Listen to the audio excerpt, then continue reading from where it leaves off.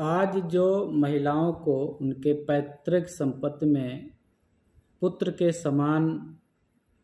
दर्जा मिला हुआ है, पैतृक संपत्ति में पुत्र के समान उनको हिस्सा मिला हुआ है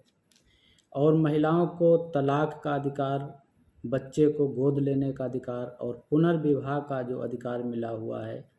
साथ ही बेटियों को पिता की संपत्ति का जो अधिकार मिला हुआ है, विवाहित महिला को पति की संपत्ति में जो अधिकार मिला हुआ है,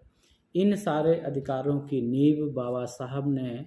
1947 से 51 के बीच में रख दी थी। उन्होंने हिंदू बिल कोड का मसौदा तैयार किया था और उसमें इन चारों अधिकारों की बात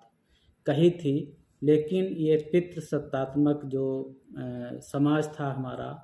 उस समाज के पुरोधा जो थे, उस समय के जो राजनीतिज्ञ थे, जो नेता थे, उन्होंने इस बिल का घोर विरोध किया था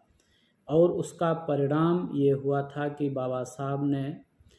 1951 में कानून मंत्री के पद से इस्तीफा दे दिया था और उन्होंने ये कहा था, जब हम अपने समाज,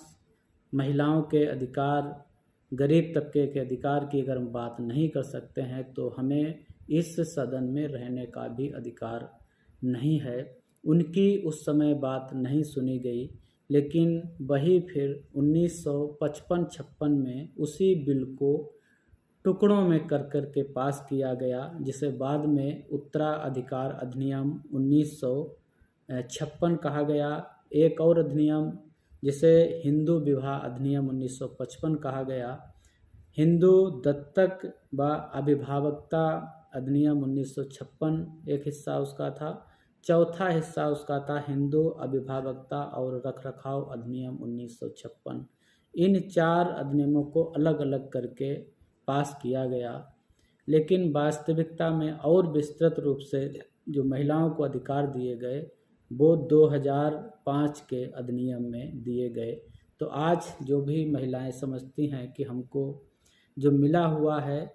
आज की परिस्थितियों का देन है, तो उन्हें ये समझना चाहिए कि ये सारे अधिकारों की बुनियाद बाबा साहब 1951 में ही रख गए थे। 1947 से 51 के बीच उन्होंने जो काम किया था, उसका परिणाम ये है कि आज महिलाओं को बहुत सारे अधिकार मिले हुए हैं। बाबा साहब ने मजदूरों के लिए एक लड़ाई लड़ी थी, जिसका हम अगले वीडियो में जिक्र करेंगे। हमसे जुड़े रहने के लिए हमारे चैनल को सब्सक्राइब जरूर कर लीजिएगा।